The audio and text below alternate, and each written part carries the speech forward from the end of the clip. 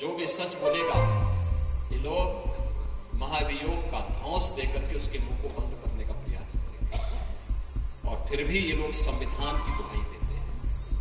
इलाहाबाद उच्च न्यायालय के एक माननीय न्यायमूर्ति ने एक बात कही, उन्होंने कहा समान नागरिक संहिता तो होनी चाहिए और दुनिया के अंदर तो बहुसंख्यक समाज की भावनाओं का सम्मान हर हाल में होती है। इन लोगों ने राज्यसभा में माननीय न्यायमूर्ति के खिलाफ भी महाभियोग की नोटिस दी। ये है, और ये अपने को लोकतांत्रिक कहते हैं, ये अपने को लोकतंत्रवादी कहते हैं, संविधान की पुस्तक साथ में लेकर के चलते हैं। तनिक भी शर्म नहीं है इन लोगों को। ये संविधान का गला घोंटने वाले लोग हैं।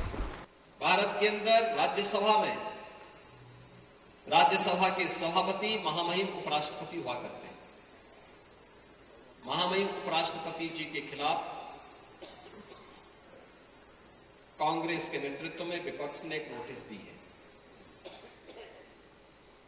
जो भी सच बोलेगा ये लोग महाभियोग का धौंस देकर के उसके मुंह को बंद करने का प्रयास करेंगे और फिर भी ये लोग संविधान की दुहाई देते हैं। इनके दोहरे चरित्र को देखो ना।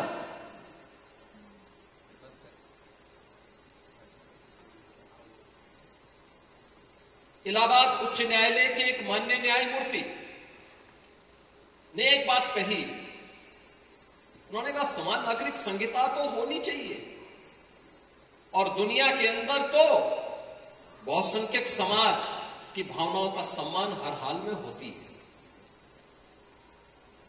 अगर दुनिया में होती है तो भारत में अगर बहुसंख्यक समाज के हितों की चर्चा कोई कर ले, उस सच्चाई को कोई बोलता है, कौन सा अपराध हो गया?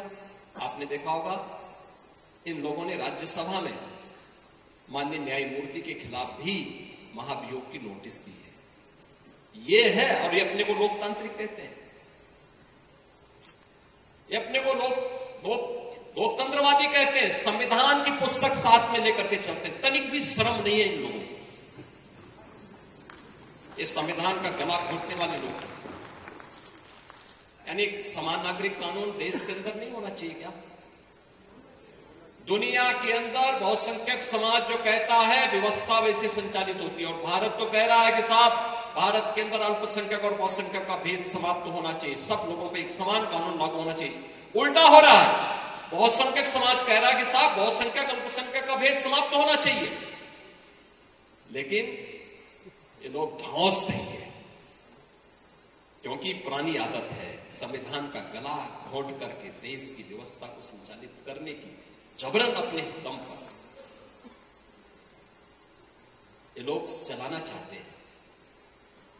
देश तमाशा देख रहा है।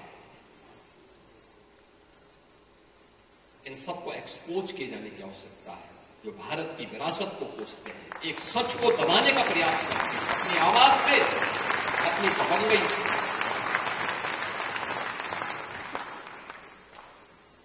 आप सोचिए, इन लोगों ने कहा राम हुए ही नहीं।